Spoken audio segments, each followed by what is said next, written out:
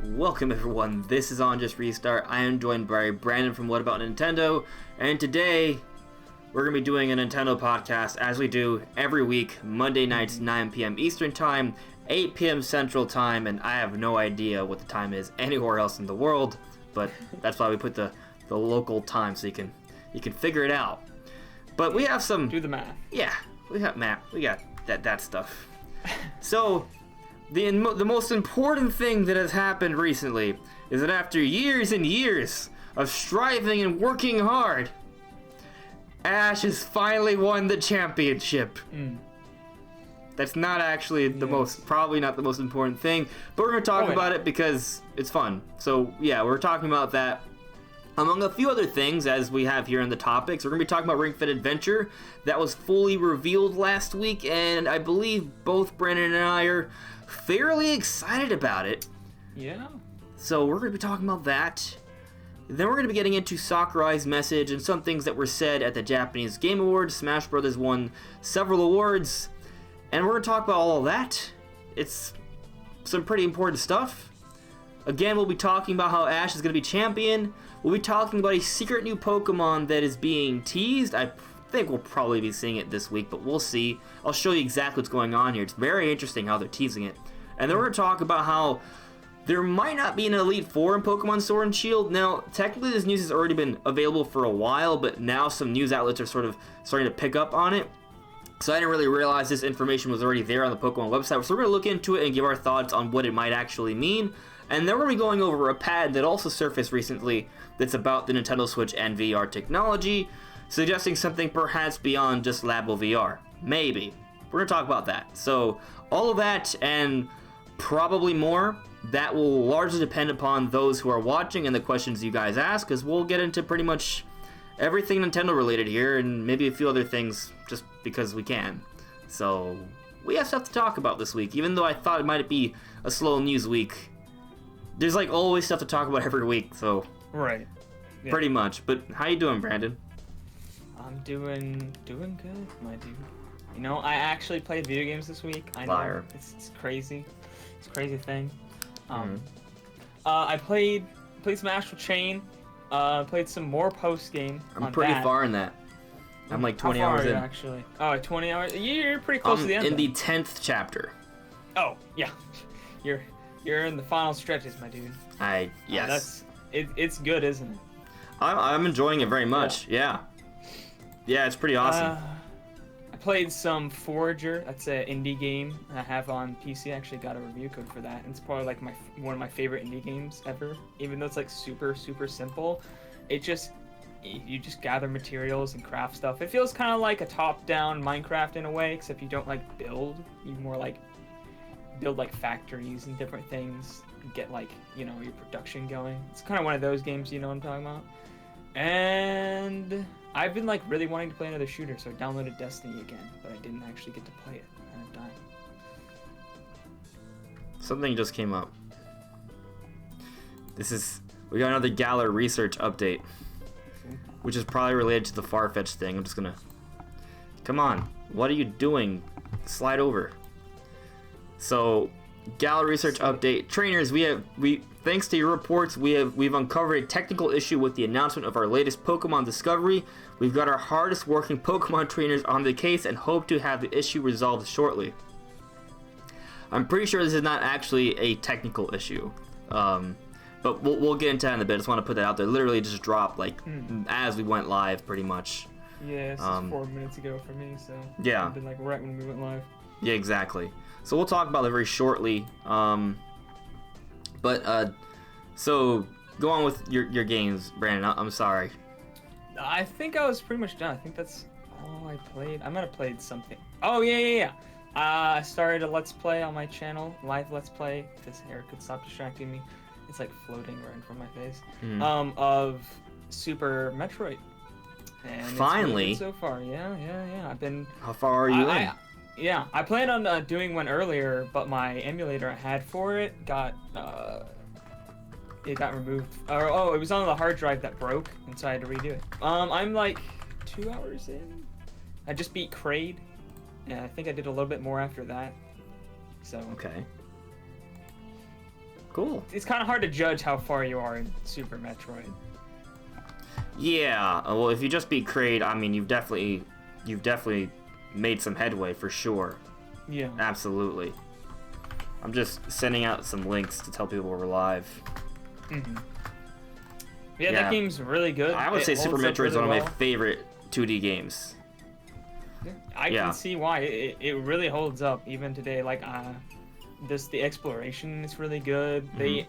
It doesn't tell you where to go, but I feel like you don't also get too lost. Like, there's some games where they don't tell you where to go, and they're kind of Metroidvanias, and you end up getting like frustrated by how lost you're getting. This one is kind of like, it still has enough like hints, I guess, in the environment of where you should go, and it's pretty obvious. Like, if you can't go somewhere, it's like, no, you can't go. You need to go. You need to get something and come back. So I enjoyed that because I've played some like indie like Metroidvania games. I'm just like frustrated. I'm like, where the hell am I supposed to go? I have no idea what I'm doing. I'm just running around aimlessly. I haven't had that happen yet so far. So how do you feel about the atmosphere, the ambiance of the world? Is good. This game came out in 1994, if I remember correctly. Something that I just remember very vividly. It's just like when you land and you just see like the rain in the background. Like, I think it kind of hits pretty hard. Yeah. But for me, what I've been playing this week, just Astral Chain, really. Besides that, no. That's it. That's it, That's really. okay. That game's good enough on its own. I caught up on One Piece with the anime, but that's not a game. I've been flying through JoJo. I made it to part 5. Oh, really good. Yeah. You're gonna finally get all the memes with the piano and the Giovanna memes. All right, cool. Yeah. Awesome. The animation quality gets ramped up in part 5. I have to say, like that looks good. The animation and the every time there's a new season, it kind of throws me off because like the art style shifts a little bit. It's slightly different. But the quality's always strong, and definitely when you look at how advanced season 5 is compared to season 1, there is definitely a difference. Right. But it's still, they're all good. They all look good, but this one looks especially great, in my opinion. Yeah, they're also, everyone's dressed like there's a term for it. This is not a bad term. It might sound like a bad term, but it's not a bad term. Metrosexual. That's how. That does sound like a bad term. It's not though. It doesn't mean anything. It just means like they sort of dress like trendy. Yeah. That's pretty much it. They dress very interestingly, but it's JoJo, so it's like it makes sense. So let's check in with the chat before we jump to the topics here. Let's see who's here. Sabbath64, hello, how you doing, man? Yeah, actually, I was at Walmart and I saw the Link's Awakening amiibo already. I thought about picking it up. I didn't. I might get that. It looks pretty good, man. I mean, it's just, it looks like the Link in the game, so it's pretty nice. Cold Outsider right now, though. How you doing? Jugs McGee, what's up? Oh, Sabbath, you beat Super Mario World the other day, 100%. I would say that's pretty impressive. Super Chris, what's up? Yeah, colder outside right now, though. You should catch up on One Piece. They're finally in the Wano arc that they've been teasing for years.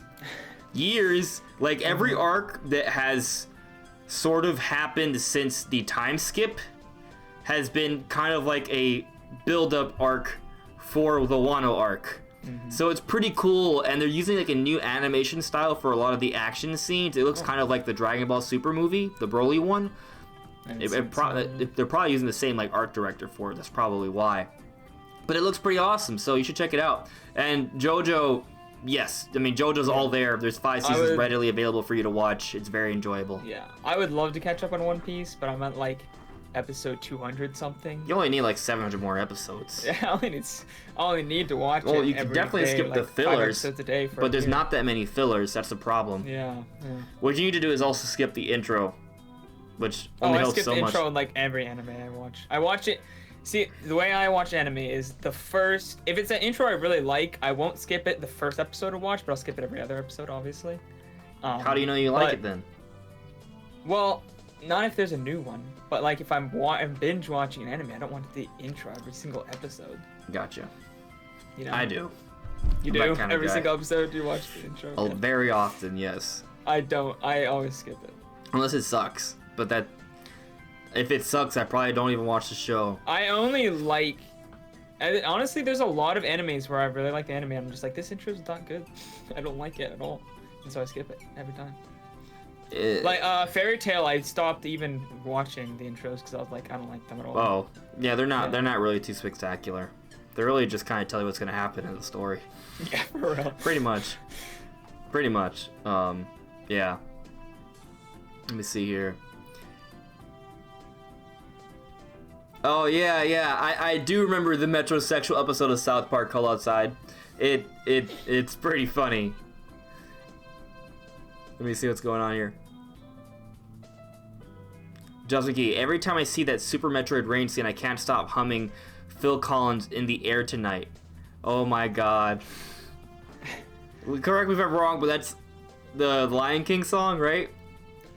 Love is in the air No. tonight? Or am I wrong? Am I completely wrong on this?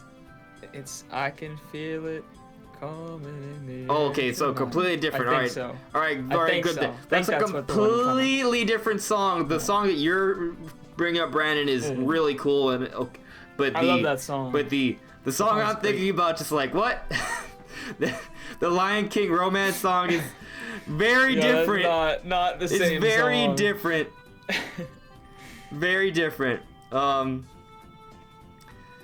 Terry Sivertson, yeah, I mean, I finally managed to download a 5.0 update for Super Smash Bros. Ultimate, bought Banjo and Kazooie, the Gomon Mii costume, and Sans Mii costume. Ooh, Nice. that Megalovania track though is gonna be great. Still haven't copped Sans yet. He's So I good. picked him up. And by he, I mean just the song. I haven't even bothered to play with. It's a Mii fighter, but I actually, I'm probably gonna play his game really soon. Really soon. I thought about, it's on sale on the Switch eShop, which is, it's still $10, but That's cheap. it's cheap-ish. It's a good price for that game. Okay. Justin, you're still waiting for JoJo Part 6? Yeah, but don't we have to wait like a year for it or something? It's probably a ways off from now. Oof. Cold outside right now that you're at the One Piece with Doflamingo. Yeah, you still have a lot to watch, but all of that is like set So up for the Wano arc. What? He shows up pretty early on. But I guess he shows up again. I'm not sure which part they're referring to because I recognize that character. I don't want to spoil too much, but the Doflamingo arc that I'm assuming he's referring to is like where he's like situated. Okay. Like you do see him in certain cutscenes and like certain, not just cuts. The whole show is a cut. It's not a game, but you do see him in several parts. But like there's a certain arc that lasts for like 100 episodes where you kind of deal with him. So it's my a problem pretty with big One deal. Piece is their arcs are so long. They really are. No, they're Way huge. too long. I kind of wish that someday they'll do like a remaster where they just cut out all of the fluff, because that's the one thing that holds back One Piece. There's so much fluff, and they do that because they have an episode come out every week, and they've been doing that for what, like it feels like 20 years. It might be 20 years. I have to double check, but I mean 900 episodes. There's only 52 weeks in a year. One episode a week. Do the math. They have breaks as well, so Yeah. it's been a long time. Pretty insane. Absolutely. Have Sabbath is asking, has anyone played Raging Blast? You're talking about the Dragon Ball games, right? I'm pretty sure you're talking about Dragon Ball games. I played not that. I played the ones before that, Budokai Tenkaichi. I liked those. And then after I any of them. there have a Dragon Ball Xenoverse 2 Lite version that you can download for free in the eShop. I downloaded it. I haven't played it yet, so I'm probably give that a shot at some point. Yeah, Terry, you waited a long time to download the 5.0 update. Was there like some sort of issue holding you back? Sabbath is asking me, are you getting Link's Awakening day one? If you are, well, yes, the games are... Every, like, big Switch game is $50 at Walmart, guys. You can save $10 by going over there. I do plan on getting Link's Awakening day one. I'll probably have finished Astral Chain at some point throughout this week. Maybe I'll stream it. Who knows? Well, the problem with that is that who wants to watch the ending of a game? A lot of people, but also a lot of people don't want to be spoiled. So maybe I'll just put the ending of Astral Chain so it's very clear what I'm streaming so no one gets spoiled. But yeah, I'm planning on getting Link's Awakening day one. Hopefully. If not, I'll get it on the weekend. So if not day one, like within a day or two. I'm going to get it day one. I have a bunch of eShop credits, so I'll probably actually download it this time. Okay. Instead of buying physically. Yeah, I'm really excited for that game. Just the way everything looks, like it's so animated, and the music. I never played the Game Boy one, so I'm excited for this. It's gonna be a new. It's basically a new 2D Zelda for me. Yeah, same. I'm very excited for it. You know, I have not played Daemon X Machina. Yeah. I expected it to not be a real hit. I saw the review scores. I'm like, I'm not wasting my time. I've listened to some reviews. I've read some reviews. From what I've heard, the game is not bad in terms of gameplay. It's just not a perfectly polished product. Like, there are some iffy parts, but I mean, if you're into mech games, it's probably worth giving it a try. I mean, there's a free demo, right? Which is the most finalized version. So if you're into mech games, you should give it a shot. I haven't downloaded it yet. It just, I have plenty of other things to do, so I just haven't felt like buying into it. But you know, I have liked mech games in the past, so maybe I should give it another shot. Yeah, I might try the demo. Yeah, I mean, the thing is, Sabbath is just, well, I'm sure there are people who are gonna love Daemon X Machina. It's no Fire Emblem or Astral Chain. It's not gonna be that popular. It was marketed terribly. It was not even just the marketing though. It doesn't have it's not as good. Yeah, there's not the content. There's the quality's not there. And again, let me stress, I'm saying it's not as good. I mean, for the mainstream, right? I'm sure there's some people where Daemon X Machina is more up your alley, right? But overall, Fire Emblem and Astral Chain are being reviewed significantly higher for a reason, right? So, you know, there's just a difference there in terms of critical acclaim and also marketing, as you said, Brandon. So I don't expect the game to do that well, unfortunately. We'll see what happens, though. No. I'd be surprised if it hit 500,000 sales. Yeah, if I would consider that a success. When we first saw Daemon X Machina, it was kind of like ooh, what's this moment, right? It's one of those games where everything that's happening looks really epic and it's cool to like look at trailers, but when you try to play it, at least I haven't played the new demo, but at least with the old demo, it was just boring to play. Am I the only one that's getting tired of cel-shaded characters? It depends. I actually really like the art style for Daemon X Machina. I didn't like the demo because it was just too red. Yeah. And red's my favorite color. I think some of the areas in like the trailers they show off are way better looking. I do agree that that demo just sucked. It was terrible. The old demo. We're not talking about the new demo. Right. Yeah. The new demo might be good. I don't know, but the old demo it was terrible. We should try. There is online multiplayer, right? Like that's the one thing that kind of gets me into it. Like, oh, if I get a couple friends to play with, that would be interesting. I'm curious about how that holds up. I'd have to like read a review, see how the online actually is. I mean, the cel shading. You can't play online in the demo. So yeah. We can't. Couldn't try it out ourselves. So Sabbath64 said, except for when it comes to Wind Waker, I'm not tired of the Wind Waker cel-shaded art style at all. Great. It just looks really good. I just feel like when it comes to cel-shaded like character models, to me, I feel like they kind of look dull. And that obviously depends on the game, but for a lot of games, it feels kind of dull to me.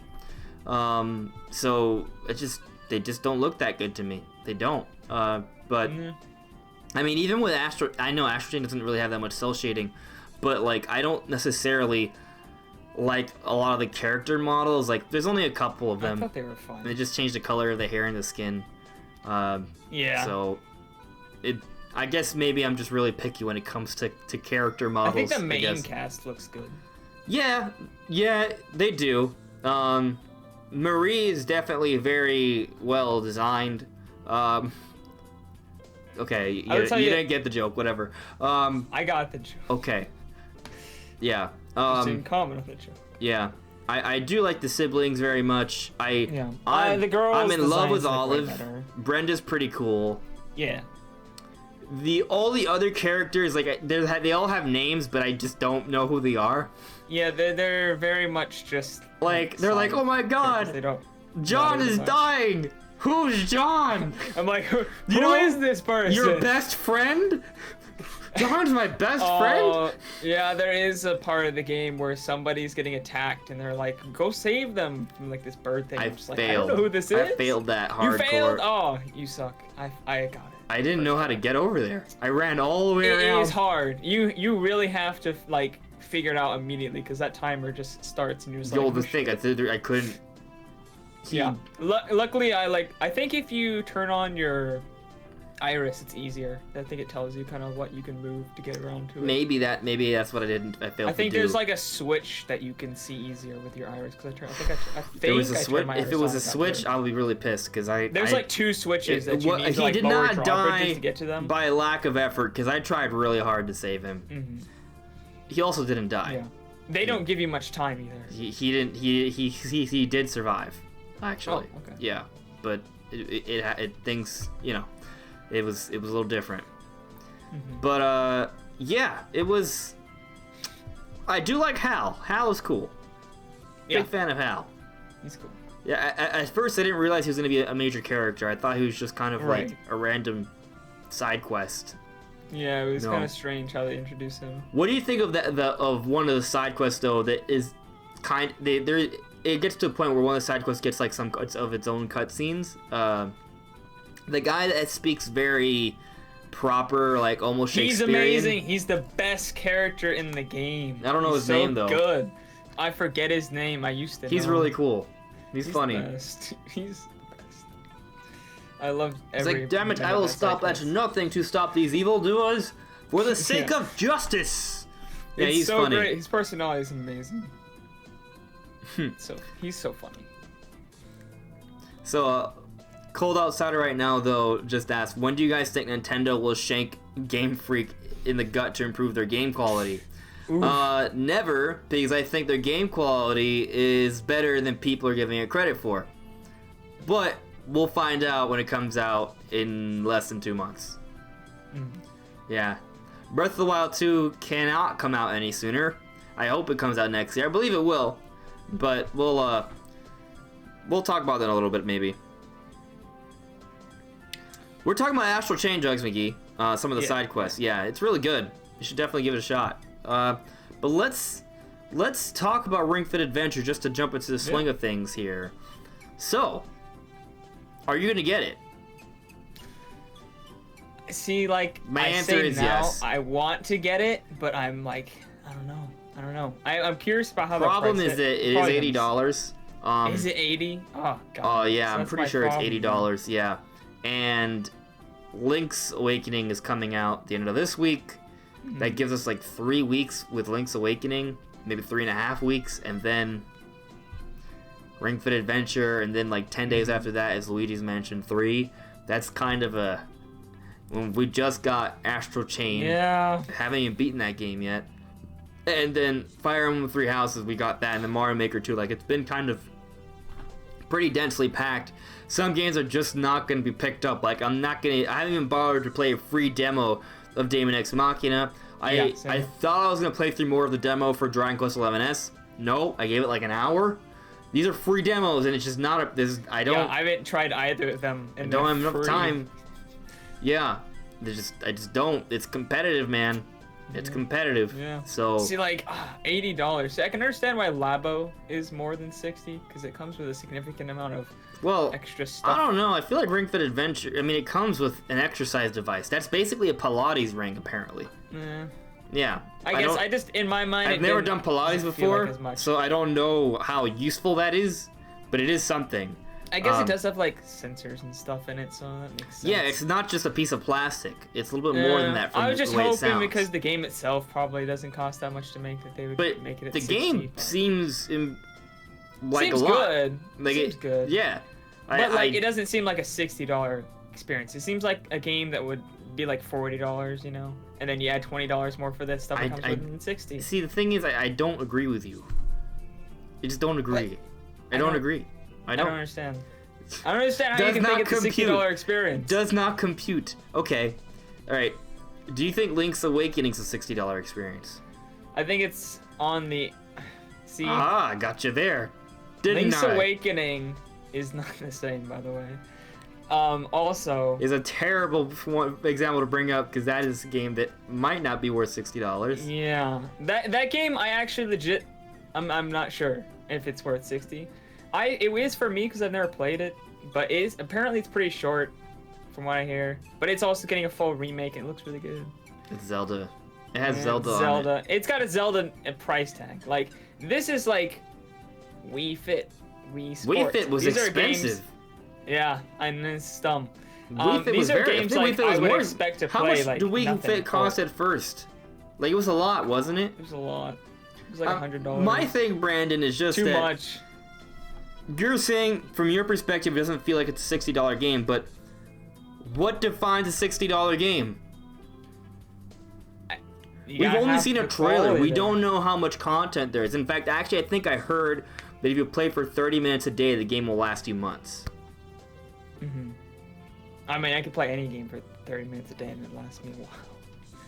Fair, but this is a fitness game, right? So I feel like there should be additional value associated with that, right? Because it's not just a video game. This is a workout experience at the same time, and it measures certain facets of yourself as well. Like there are apps that you pay for that just measure your fitness over a period of time, right?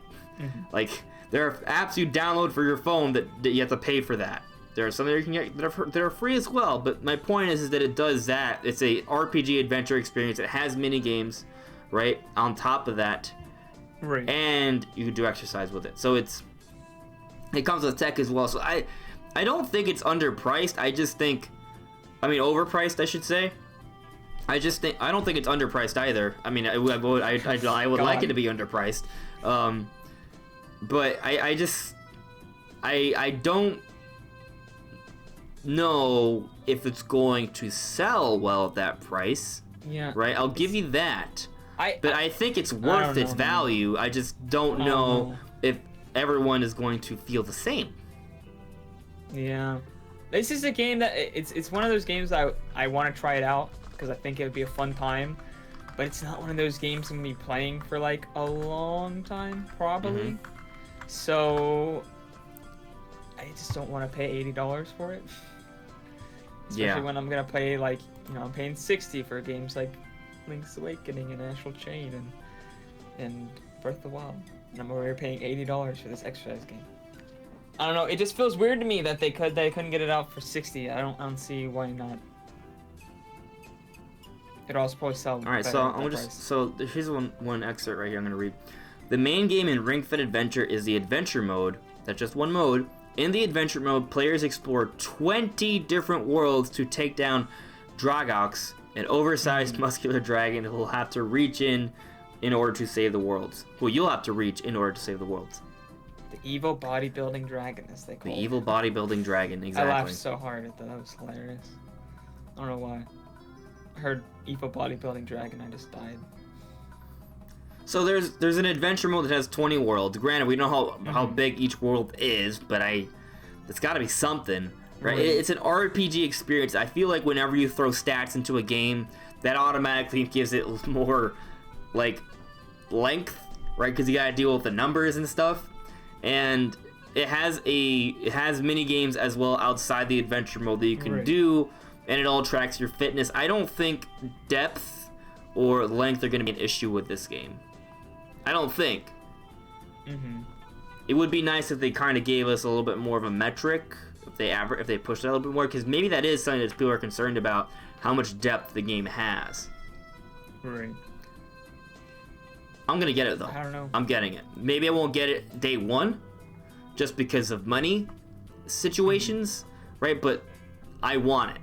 I definitely want it. Now, if it comes and it gets really bad reviews and then I haven't bought it yet, then maybe I won't get it. But I don't think that's gonna be the issue. And I also don't think it should be reviewed as a normal game either. That's the other thing. No. So it's gonna be interesting to see how people sort of review this. I'd like to review it. I'll say it made me have fun and burn fat. 10 out of 10. So, let's see what's going on in the chat here. What do you guys think about this? What? Jugs McGee said Wind Waker is a mid-tier game in the series, in his opinion. Mid-tier. Well, I mean, Your opinion is wrong. Right, well, no. I'm just kidding. In this series, right? So, if you mean among all the 3D Zelda games and the 2D Zelda, it's still not mid-tier. It's still like one of the best games. All right, well, let's series. Zelda 1, Zelda 2 are some of the worst Zelda games, right? I think most people would agree on that. The CDI games are not a part of this series, so we're not counting those. Okay. We never mentioned those. There is Oracle of Ages and Seasons, right? Never played them. Minish Cap, A Link to the Past, A Link Between Worlds. I don't really like counting Triforce Heroes. Yeah, those are more spin-off games. Like, we're not going to count Link's crossbow training. Yeah, it feels like a spin-off game to me as well. There is Four Swords and Four Swords Adventure, right? I don't really count those either. I don't like counting those either, but some people could be like, oh, if it's on the timeline, it counts. Because they are on the timeline. Man. So is Triforce Heroes. Nobody cares. Yeah. For sure they're going to add Link's crossbow training to the timeline. Yeah, it feels like a spin-off to me. I do agree, they feel like more spin-off games to me. They mean absolutely nothing to the timeline itself, pretty much. They're just there. They exist in the timeline, but they don't really mean much. Well, Four Swords Adventure has some implications. Four Swords is a little bit more, but Triforce Heroes is... For Triforce Heroes, I'll definitely agree with you on that one. Yeah. But then you also got, on that, we haven't brought up the 3D Zeldas. I was just trying to get all the 2D Zeldas first. Oracle of Ages and Seasons, Link Between Worlds, Link to the Past, and Minish Cap. Oh, I forgot about Phantom Hourglass and Spirit Tracks. So Wind Waker is definitely better than all of those games. Maybe not A Link to the Past. Link to the Past is overrated. So in my opinion, I could see someone putting A Link to the Past, Minish Cap, and A Link to Between Worlds, and Oracle of Ages and Seasons above Wind Waker. And if you really don't like Wind Waker and you really like the style of one of those particular games, but there's no way you can put all of them over it, I think. But I'm just saying, like, you know, someone's opinion, but Wind Waker's better than those. It just is. It is. And Twilight Princess, I would say, is not as good as Wind Waker. No. Mainly just because it's just not as replayable, right? Like, when I played Twilight Princess the first time, it was a great experience, but when you want to go back and play it a second time, it drags on. And I'll even say the same applies for Skyward Sword as well. But I would say Skyward Sword has a much stronger story. So, you know, I think it had a bit more of a lasting impact on me than Twilight Princess. I mean, Wind Waker's better than those. I think most people would agree Wind Waker is better than those 3D Zelda games. Breath of the Wild, there are some people who will argue that Breath of the Wild is just a tech demo. But there are others who will say it's the greatest game of all time. I think it's closer to the greatest game of all time than just a tech demo. But I'm not sure if it's my favorite Zelda game. It might be. It's definitely close. I think my Breath thing of with the Wild is a great game for me personally. The first time I experience everything, I don't ever really want to play that game again. Like, I don't want to start over, unless it's like a challenge run. I have no interest on just replaying Zelda Breath of the Wild just to replay it, because the main part of that game is the exploration. It's finding all the secrets and the shrines and experiencing the world for the first time. And so, Wind Waker is a game I can play over and over again. That's the thing. I find Wind Waker more replayable. I kind of agree with you on that. I've tried replaying Breath of the Wild a few times, but there's just something, I guess because it's so massive, Like, I like playing in the world. I like to revisit it, and it's fun to just explore. Mm-hmm. I would say it's more fun to explore than Wind Waker, right? Even after going through multiple times, it's just there isn't something that compels me to go through the entire game after the first try. Mm-hmm. So that is kind of a thing, right? But replayability isn't the sole deciding factor of how good a game is, right? Obviously. But I think maybe part of it is a story. The story is not the strongest for Breath of the Wild, partially because it is all segmented. And the characters in Wind Waker are way better. Mm-hmm. They're way more interesting. That's because there are characters in the Wind Waker. Everyone is dead in Breath of the Wild. Everyone's dead in Breath of the Wild. Yeah. Sucks. So I feel it's not going to be an issue with Breath of the Wild 2, though. Breath of the Wild 2 seems like... Yeah, there may be a lot of character development with the champions. Not the champions, but the champions, like, counterparts for the modern era. Like Sidon, Riju, Lenobu? Yes. I don't know. I'm not sure. Something like that. The Goron kid. And then the White Hawk guy. Yeah. Rivali? No, that's Falco. No, wait. That's Falco. Yeah. He's blue. Yeah, I could see something with them. White. So, I'm not sure. Anyway, you're entitled to your opinion, Josuke, but Wind Waker, but Wind Waker is definitely one of the better Zelda games, for sure. It's easily my top 5, probably top 3. Yeah, it's one of my favorite games of all time. A lot of it's nostalgia, but still, it's one of my favorite games of all time. It's not one of the best games of all time. There's a difference. Right. I understand your point. Terry added me. I had issues connecting to the server and got error messages when I tried to connect to the server for 2 whole weeks. It took you 2 whole weeks to finally get the 5.1 update. That sucks. I'm sorry, but now you have it. Yeah, You I can got it, enjoy the times of Banjo. Right when it dropped. So I don't understand why you had so much trouble. Justin is saying adding video games to my workout is definitely yes in my books. That's the thing. Like the whole exercise element to me is very exciting.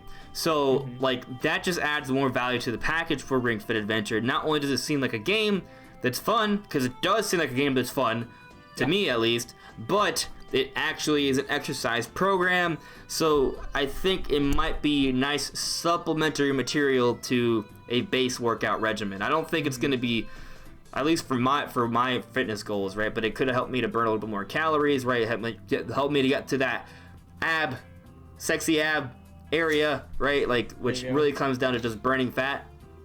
So, I'm looking forward to it. Man. Yeah, no, it'll just help. Status64 said the Kirby Clash game was boring for him, so he just deleted it. I didn't even bother to download it. I tried to play that. That's free too. Yeah, it's free too. And Celeste got a whole bunch of free updates as well. Apparently, the Shovel Knight content is finally here.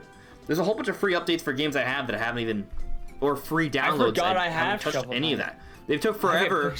They should have just made a whole new game. I don't know what happened. It took so long to add the final update for Shovel Knight.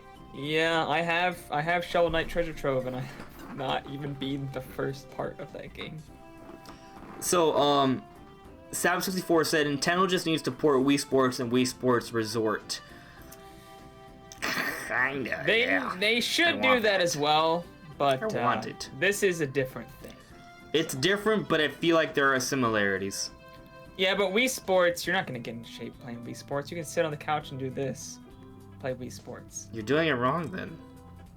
You know what I did once? It's not hard. So in Nintendo Land, I tried to do the Zelda adventure in Nintendo Land with weights on my wrists. It's hard. It's very hard, but definitely exercise. Or do Wii boxing with weights on your wrist. Try that. Oh. You'll be panting, my bro. Absolutely. Wii Sports definitely sold the weed cold outside right now, though. It definitely did. I mean, it sold like 80 million or something. It was ridiculous. Yeah, they were packaging in with the system, so it sold. Right, I mean, it's a cheat code, but ridiculous. It's a huge deal. Absolutely. Emmanuel, hello there. How you doing? Griefing Golem, what's up? Guildmaster Black and Yellow. How you doing? Oh, my computer froze for like 3 seconds. Oh. Yeah, it was weird. I didn't notice anything. Yeah, my chat wasn't moving either. No, I heard like a. It was kind of scary. Weird. But we're good I don't now. think it affected anything on my end. So. No, our hear camera anything. froze and everything, but everything seems to be working now. Let me double check OBS actually just to see. Yeah, it looks like everything's fine. Yeah, I'm on the stream right now. It seems fine. Okay, cool. Yes, the Legend of Zelda TV series is the best TV series of all time. Sabbath 64. Oh my god. What? Excuse me, princess. Griefing Golem said. The first time I saw that, I wanted to die. I was like, this is the worst thing I've ever seen. I was so excited. My friend was like, you want me to show you a Zelda TV show? And I was like, hell yeah, how did I not know this was a Zelda TV show? This has got to be the best thing. No. It's the worst. It was No, so bad. no. I was like, turn this off. This is terrible. What is this garbage? No, let's not talk about that. Yeah. I was like 8 and I didn't even think it was good. Griefing Golem said, I'm honestly disappointed there is no Wii Fit trainer in the Ring Fit Adventure. Maybe she could get a cameo. Or crazy thought, and I do not think this is happening, but what if they took that character and made it an alt skin for Wii Fit trainer from Ring Fit Adventure? That'd be cool, actually. It would be neat. I don't see it would like happening at that. all, but you know. No. I would like it though. It'd be neat. I think it depends like how well this does. Maybe that could happen. Yeah, it's entirely dependent on how this performs. It could bomb. Yeah. I think it has to do better than Nintendo Labo for it to even be considered. Yeah. Honestly, I think the price point's gonna be what. Yeah, gets actually, more. I was talking about King of Cards, Griefing Golem, but I guess I don't actually know if it's out yet. When does it come out? I don't know.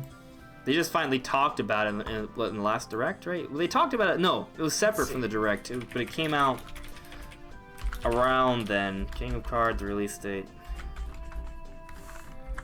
Never. Apparently it's available. Oh no, December. December. Jesus. Why? What is it? So what's so big about King of Cards? Like, He's working hard on it. It's gonna be the biggest thing ever. Apparently. maybe. Yeah. So, yeah, I think Ring Fit Adventure is gonna be a pretty good fitness game. From the trailer. Actually, what did you think of the trailer? Like, those two dudes were very creepy. They're very over the top, and Yes. I was kind of Made me uncomfortable. disturbed. It made me very uncomfortable. I didn't think they did bad. I just think they were like. I mean, I you think don't that's- have to smile every moment. I think that was the intention of the trailer, though, to be kind of like weird and campy. They're You just know? supposed to be way over the top. Yeah. Yeah. No. I got it. But ultimately, when I saw the game, I was like, okay, this looks fun. I want it. I was surprised how good the graphics were. On Yeah. The game. It's simple. The art style's simple. Yeah, it's a but cel-shaded art really style. stunning. Yeah. But And there's a lot of details to it. So yeah, I'm the surprised. worlds look fairly vast. I mean, it looks like you're running a track, though, right? Like Yeah, it's, that's confirmed. It's not like it's open world or anything like that. I mean, it looks open, but you know, you're on rails. It seems, but still, it almost looks like what's that game that you play on your phone? It's not called Maze Runner, right? Oh Like, my God. you know what I'm talking about? The Labyrinth Runner thing. Oh. Yeah. I know. Yeah, that type. There's a lot of different ones. I don't know Yeah, which one you're referring it's to. almost kind of like that, but a far more advanced version. I guess. Yeah. Sort of. Kinda. Which makes it sound not worth $80 at all. Yeah. No. I see your point, Brandon. Take it back. I'm not buying this anymore. Yeah. My thing is just like, it's just levels, fitness. I don't know. It feels like something I wouldn't want to pay $80 for. 60. I don't want to pay $80 for anything. I don't want to pay $80 for anything. Well, you too. probably could get it for like $70 at Walmart. At least it comes with stuff. Yeah, I mean, I can get it with my Best Buy thing, so I'll probably get like $20-something off. Yeah, that's pretty good. Then you get it for $60 Yeah, with nearly, tax. yeah. Yeah.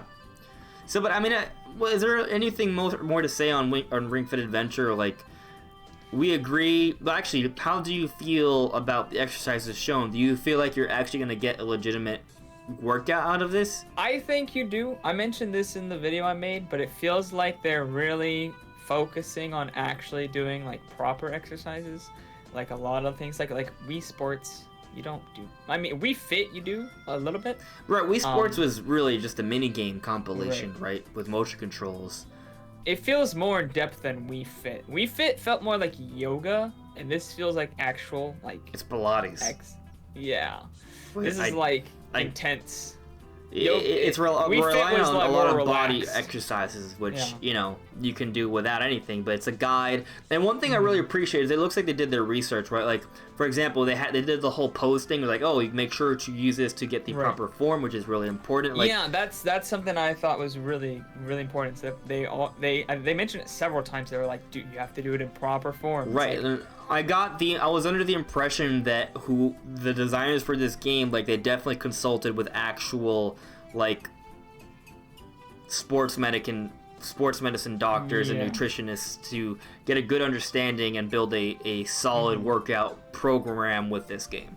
Yeah, and they do have like actual stats, which I thought was really cool. Right. And you can measure your heart rate. You can even read your heart rate. I was like, wow, that's amazing. Right. The vitality sensor has finally returned. Right.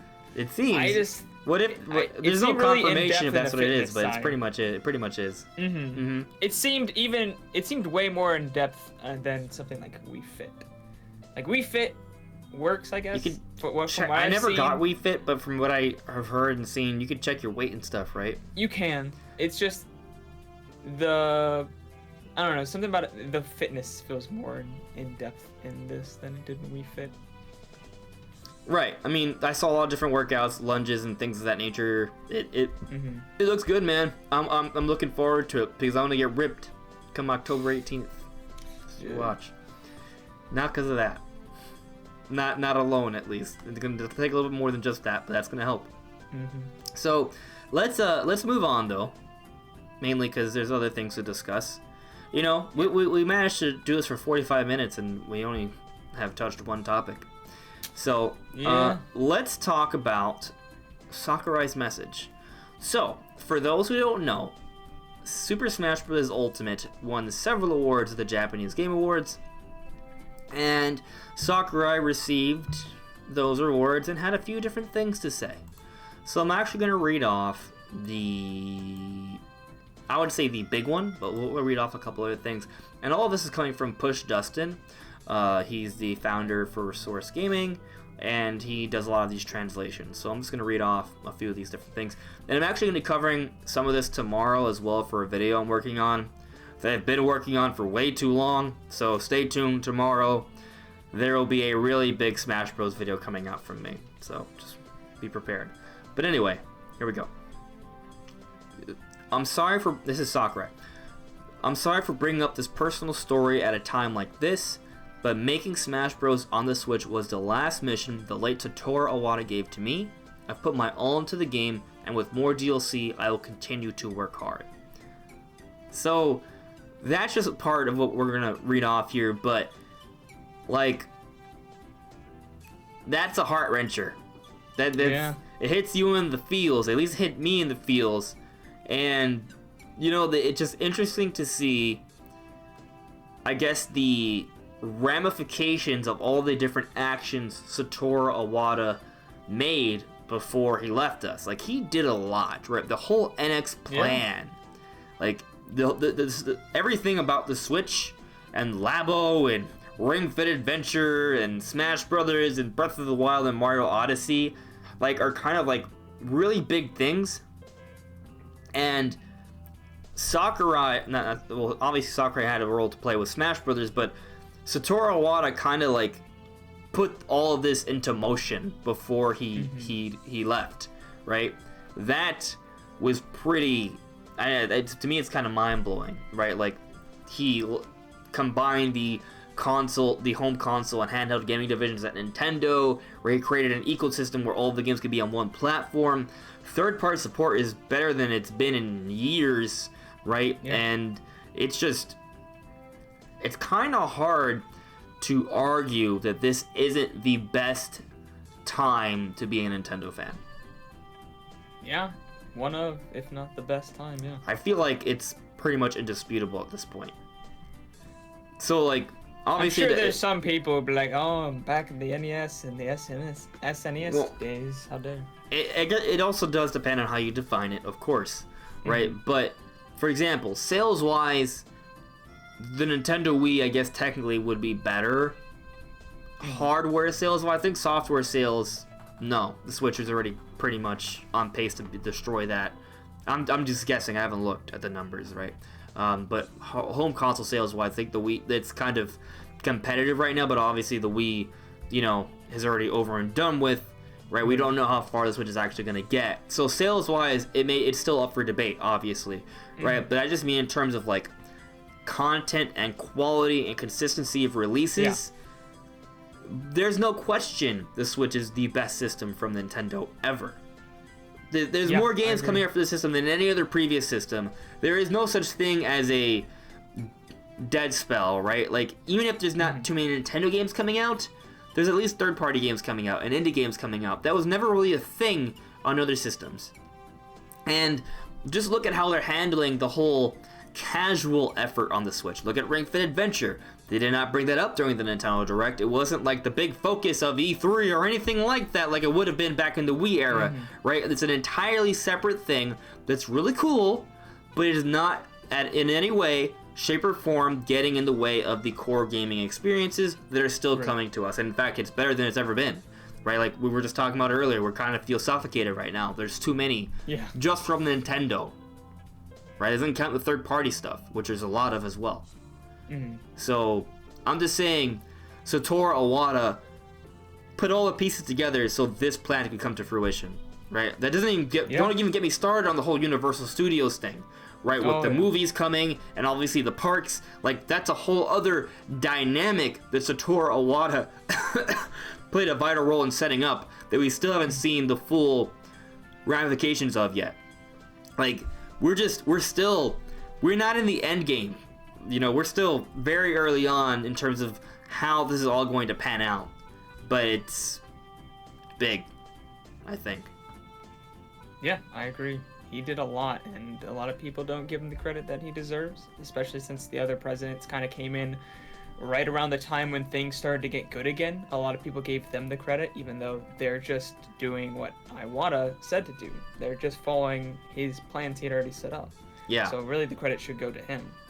Even though they did a good job as well following those plans, but they were not the creative minds behind the changes at Nintendo. Yeah. Yeah, exactly. So, it's just, I think it has a lot of meaning. But also, to see how dedicated Sakurai is also kind of, exciting as well, right? Like, he seems to committed to the DLC. Like, the DLC doesn't feel like an afterthought to him. Like, it's still a big passion project. Right. That's really interesting. So, what is that going to entail in the future? I mean, it could just mean more of what we're getting now. And what we're getting now is pretty good. I mean, I would say that the most recent update to me has been the best update since Smash Bros. Has come out. I've really been enjoying Home Run Contest. Playing with Banjo and Kazooie has been glorious, right? And I feel like it's really, Smash Brothers is really filling out, especially with that online tourney mode. Like it's nice, which was part of the previous update, but it's been a good time. Yeah, there's definitely a lot of content in this game. It's a ridiculous amount of content. Absolutely. So I'm gonna check in with some of the things in the chat before we talk about a couple other things that came out from Sakurai.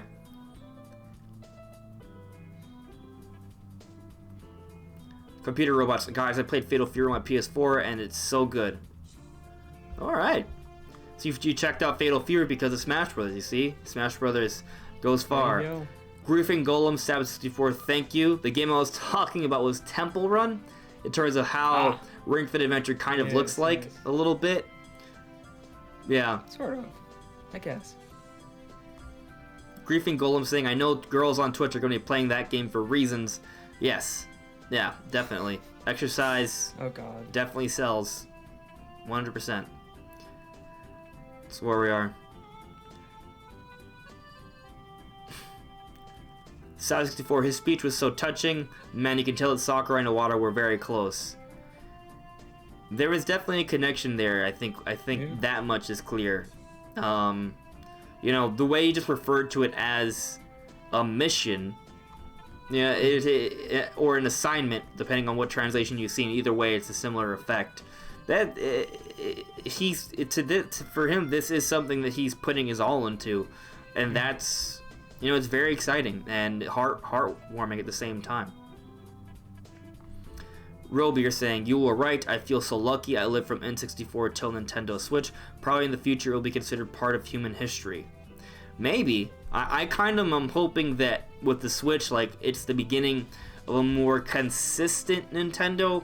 Because I think, Brandon, you would agree that Nintendo's kind of been up and down with home consoles. If you look at the handheld side of things, it has been fairly consistent in terms of just a lot of games. Each handheld system has a lot of games, but maybe like the innovations are kind of a little up and down. So, but it feels like now Nintendo has a better grip on innovating without getting in the way of the core gamer focus, right? And now that they're all focusing in on one particular platform, I think as Nintendo fans, we're always gonna have enough games to play. Right. So, I mean, I guess the one question is, will Nintendo be able to maintain third-party support moving forward? Only time will really tell, but for now, it's pretty good. I actually see it getting better moving forward. I will say also that the other companies, Sony and Microsoft, are also very up and down on their consoles. No, they're not exactly consistent either. It's a game of runs. I mean, last gen, it was definitely Xbox 360 on top alongside the Wii, and the PS3 was very much behind for most of it. It caught up towards the end. It did catch up during the end because they had like a lot of sales and things and some actually good games. Yeah. But like this gen, it's just Xbox getting destroyed by both Nintendo and Sony. So which could have something to do with why Xbox and Nintendo are being so buddy-buddy, right? Yeah. Maybe. But I feel like Xbox is definitely making some interesting moves, right? I'm all for them bringing all their games to Switch, so hopefully that happens, for me at least. They're on the trying to be as consumer-friendly as possible train. It's pretty great. I mean, that's what happens when you're on the bottom, though. Yeah. There's a correlation between being consumer-friendly and being the bottom of the barrel. And when I say bottom of the barrel, there are other companies that are not even in the barrel, right? Like Atari, for example. Like there are companies that will have some sort of system that it will never really hit the market. Like Xbox is at least in the market. So, Computer Robots said, guys, I don't know if I asked this question before, but I'm going to go ahead and say how many characters do you realistically think Sakurai is going to add in the future in Smash until he completely stops? It's a good question, but I don't think anyone can really. I don't know, man. I wish I could give you like a answer that I feel confident in. There's no way to be confident because there's no factual evidence for any specific number. The only thing I can say is that the more characters that are added, the harder it becomes to balance the game, right? So it's only going to get more challenging with each character pack for Sakurai that I don't know how far they can go. Sakurai did say that he's pretty much done with adding modes, pretty much suggests that there's going to be something else, but we shouldn't be expecting that much more. I don't know if pretty much just means one more major mode or just one more really minor addition, right? But point is, we should take it at face value, and it means that don't expect much more than we're already getting. Don't expect a new mode for every new character that comes in the future. So from that perspective, I'm not expecting many more modes, at least not free updates at least, right? They might do something like Splatoon, like what Splatoon 2 did, where they eventually had a like expansion story, right? Maybe they do something like that. I'm not expecting that because obviously Smash Bros. Has kind of like a different structure altogether, but it's something to consider at least. For characters though, I'm going to say that I'm expecting at least 4 more. At least 4 more. I think that's a safe bet. How many more beyond? 4 plus. That's where I'm at. 4 plus. Whatever that. I don't know how much more than 4, but at least 4 moving forward. Okay. I could see. Well, it depends if you'd include, because I think he might also release Echoes. If you throw in Echoes, like you could, that's one way to easily bolster that. I mean, 4 completely original new characters. Honestly, I could. At least. Some reason I could see 3. I don't know why. The 3 sounds good. There's no real reason for this number, but 3 as the minimum sounds good to me.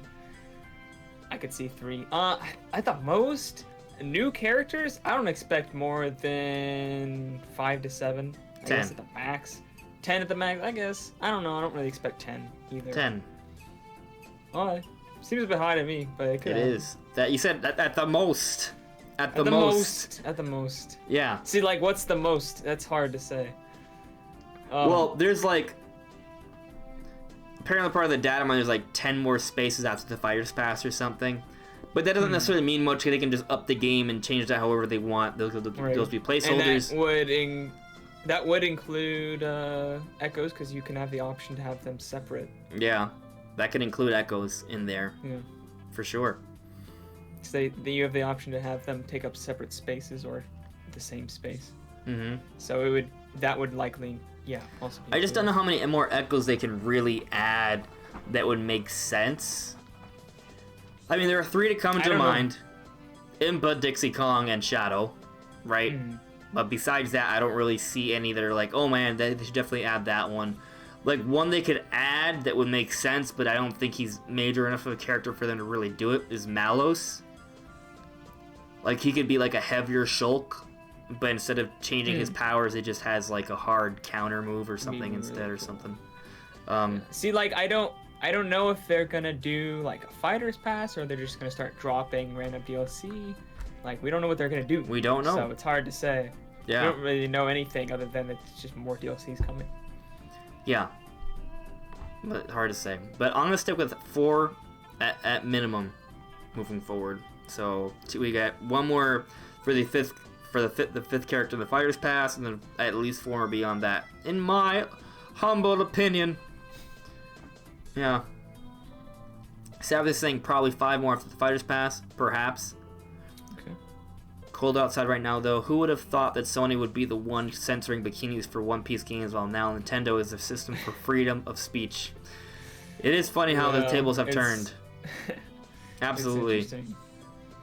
Yeah. Mark Rapp, hello there. He has a question for the podcast. What video game series would you like Sakurai to work on after all the Smash Ultimate DLC is released? Kid Icarus. Yeah, I mean, the obvious, I feel like, do it. Yeah, he doesn't want to do it, right? But in terms of just what we want, I want Sakurai to do another Kid Icarus. But if we want something beyond that I think is maybe more reasonable, just because he hasn't denied it. Right. It's a good question. Something that's underutilized. Right. Franchise is underutilized that I think Sakurai could really add something very interesting to. Ice Climbers, maybe? Maybe he could make an Ice Climbers game? I don't know. I'm just pulling at straws here. I don't even really know. I have one in mind. Mother. Yeah, I think he could do... you know what? No. I just don't think he would hit the right feel for it. It would be different. Yeah. I got one in mind. It's very... This is wrong. I'm just gonna say F-Zero. See, like, I was thinking, like, games like that, and I was like, I don't think he'd do an F-Zero. Why not? I don't know. It just doesn't seem like something he'd do. He could. Well, here's my perspective. You look at Smash Brothers, it's definitely a hardcore series, right? It's a 60 FPS kind of game. He works on a lot of the mechanics that are all very speed-oriented, right? Like, there's a lot of detail there, right? In terms of that.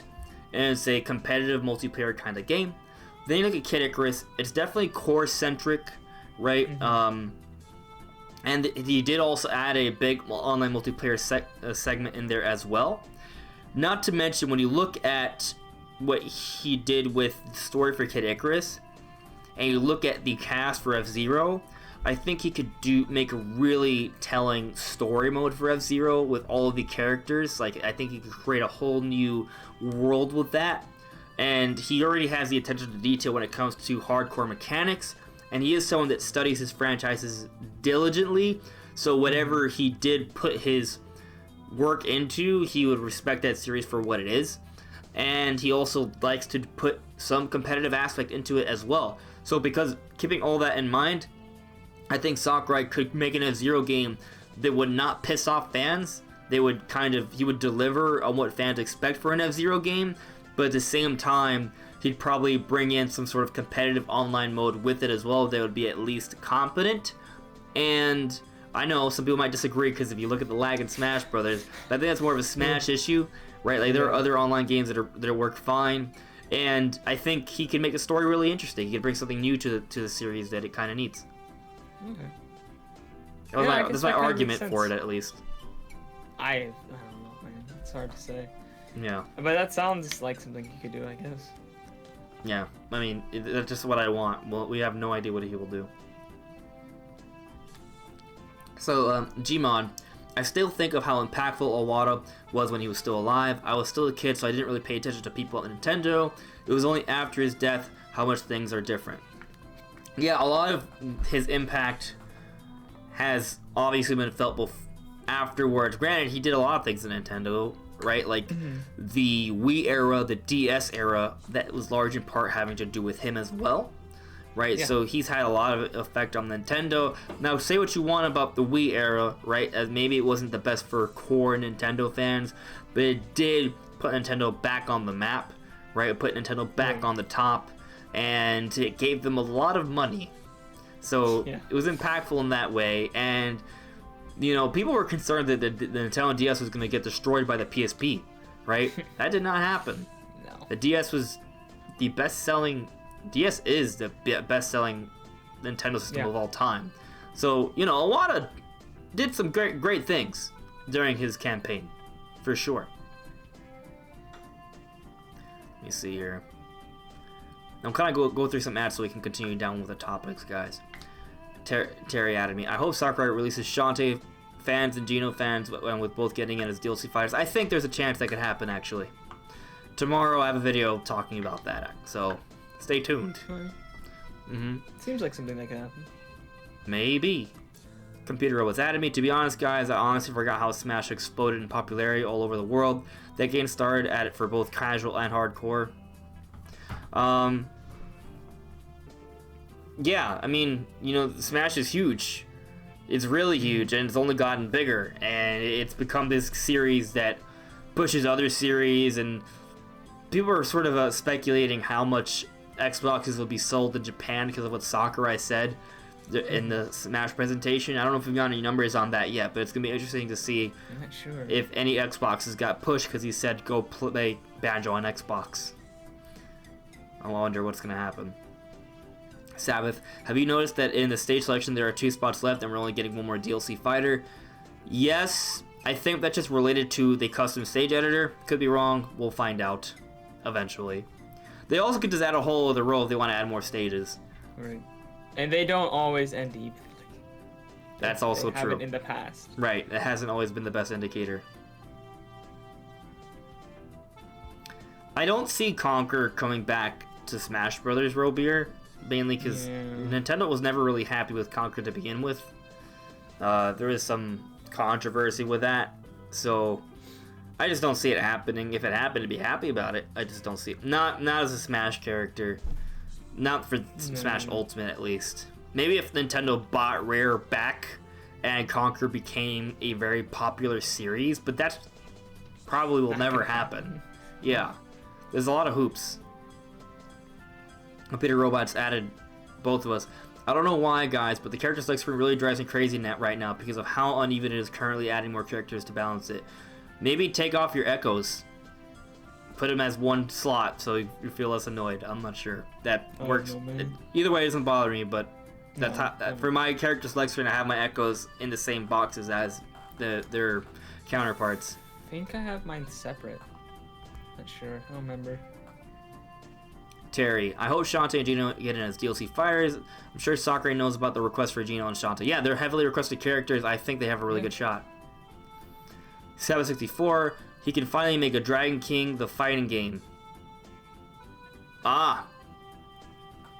Maybe that could happen. Or a Smash Bros. Movie, you say, Sabbath. Smash Bros. Not a movie, an anime. Or an anime style movie. Did you guys notice a lot of people were talking about this, like the castle in the background for the home run contest mode? Like, what if that's where all the Smash Bros. Characters live? That's just their Smash Bros. Manor, where they live their daily lives. They should have a sitcom there. What did Sakurai say? I'll put it up here real quick. We already talked about it earlier. I'm going to talk about it again tomorrow, but I'll just put it on here just so you can read it. I read it earlier. Let me see here. Grief and Golem added me. Why not make a video on all current characters and go through who could get an echo? That's an interesting idea, Grief and Golem. I like that idea, actually. That's an interesting one. I'm probably going to do it now. Thanks for the idea. 764. It's probably Pokefloats, just for you. I would love Pokefloats. I've heard a lot of requests for Pokefloats. I'm surprised it didn't make it in to the base, I want Pokefloats. What if they just dropped Pokefloats randomly when Sword and Shield came out? It'd be cool. It'd be really cool. I don't expect that at all, though. No. Alexander Baruso. Will we at least have Brandon on Smash as the best DLC of all time? I think so. It's probably going to happen. I'm gonna make it. Yeah. So wait. Let's bring up a couple other things said by Sakurai. So this is something else that Sakurai said. I get all these kinds of requests from abroad, like, where's my believed Iron Man? Where's my beloved Goku? However, basically Smash will only have content from video games in it. This is a translation, so, obviously that's why it sounds a little awkward, but that's just Sakurai reiterating that only video game characters, so no Goku, no Iron Man. Did people request Iron Man? I've never heard anybody request Iron Man before. I'm not sure who's requesting. I'm sure Iron someone Man. somewhere has. Stop it! Don't lie. Goku at least makes a little bit of sense. Iron Man, why? I mean, my thing with Goku is just that he's been in a lot of video games. Mm-hmm. A lot. I mean, you have Dragon Ball Kakarot, for example, is coming out really soon. And Fighters is really popular, right? And then there's Xenoverse. Like, these are all current Dragon Ball games. There's Dragon Ball games coming out every year. Multiple Dragon Ball games every year. It's kind of insane. And he's been getting games since the 90s, I'm pretty sure. Maybe even before that. I don't know. At least the 90s. Like, it's a very popular series. So, well, it's obviously Sakurai Smash's baby, and it's what he thinks fits. If he wants Smash Bros. To be more about a celebration of characters with video gaming roots, I understand that. But at the same time, if someday Goku is added, it would not shock me that much. Just because of how big of a character he is. Right? Yeah. But I don't expect it anytime soon. There's one more thing that was brought up. It was translated. At the Game Awards 2019, Smash Ultimate broke several records. That was in thanks to the number of series that have contributed to the game. I'm incredibly thankful to everyone involved. Let's look back at the pre-release countdown. Smash is truly unique. So this is just, more discussion about how big of a deal Super Smash Bros. Ultimate is. It's done a lot. And I'm excited for what's to come. Like, this is going to continue going, guys. So the Smash train will continue for a while. Like, I guess there was some concern that we were nearing that end phase, right? Because there was just one more character left. But once they showed off Terry and there was one more character left, they're like, we were so close to the end of the Fighters Pass. Well, good thing we're adding so many more characters. Stay tuned. Yeah. I paraphrase the hell out of that, but you guys know what I'm talking about. So, let's move on with the next topic, though. Ash has done it. Ash is champion. So, in case you guys didn't hear, in the Pokemon anime, Ash finally won an official Pokemon League tournament.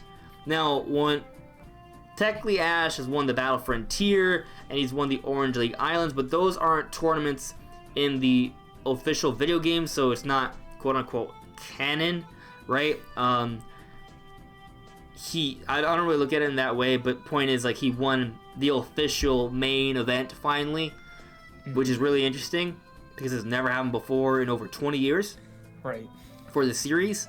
And to make this more relevant, since this is a Nintendo gaming channel, right, I do think this could perhaps have some sort of implications for the video game series, because you see the anime and the video game series and the cards are all tied together, right? Like, all of the characters that we're going to see in the video game will be in the Pokemon anime next season, right? Like, it's just kind of like told in a different way. So what this means moving forward, hard to say exactly, but maybe it doesn't mean anything, actually. Maybe I'm pulling out straws here, but there has been some speculation that Ash won't be in the next series of Pokemon.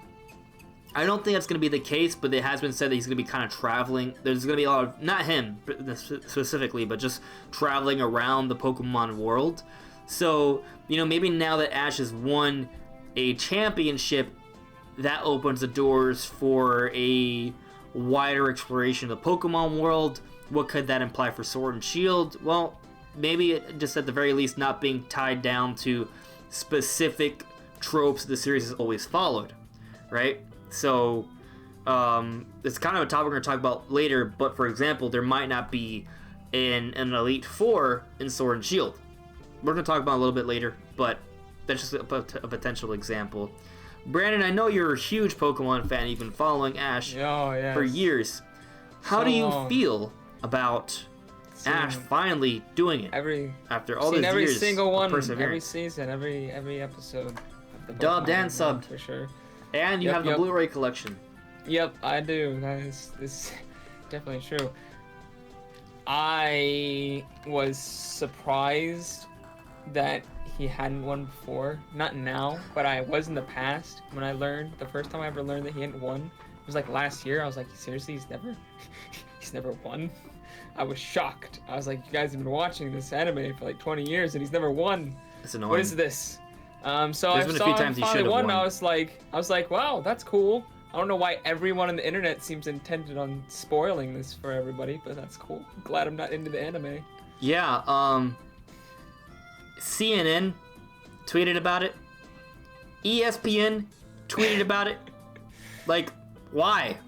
Why? Why are these other? I mean, it's just a tweet at the end of the day, right? But it's interesting that all these other sites or companies are talking about this. I was just like, why is it that this specific thing is like no warning about spoilers at all? Like, nobody cares about spoiling this for everybody. I will say that people have been speculating about Ash finally winning this time for a few weeks already. So right, but like, I get it. Yeah, it's true. It is a spoiler. It is definitely a spoiler. Major spoiler. And I watched the fight earlier today. It was okay. Like, it wasn't even the best. Like, it's a good fight for the Pokemon series. Like, it's good. But there are a whole bunch of other fights in the Pokemon series that are way more epic and even better animated and just better in a lot of different ways. A lot of Pokemon League battles as well. Now, there's two that come to mind that I really like.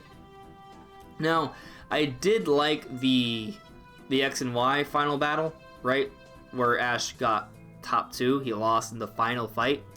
A lot of people feel like Ash got gimped there because it was a water Pokemon versus a fire Pokemon, sort of, but it was technically Fire Dragon versus Water Dark, and the Dragon neutralizes the water weakness, so it's not really like a type advantage. Okay, point is, like, it was a big deal, and he was right there. He didn't get it. He did get kissed by the girl, though. They didn't show it on. They didn't show it on screen, but it was heavily That's the implied. only victory. That's yeah.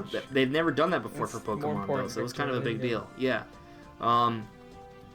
And The one that I really enjoyed was when Ash fought Paul in Generation 4, because it was a rivalry that they built up throughout the entire series. They had Ash took in Chimchar when Paul thought, pretty sure his name is Paul, and probably Paul, maybe not, but he abandoned Chimchar because he just didn't have, he thought he had great potential and he wasn't living up to it.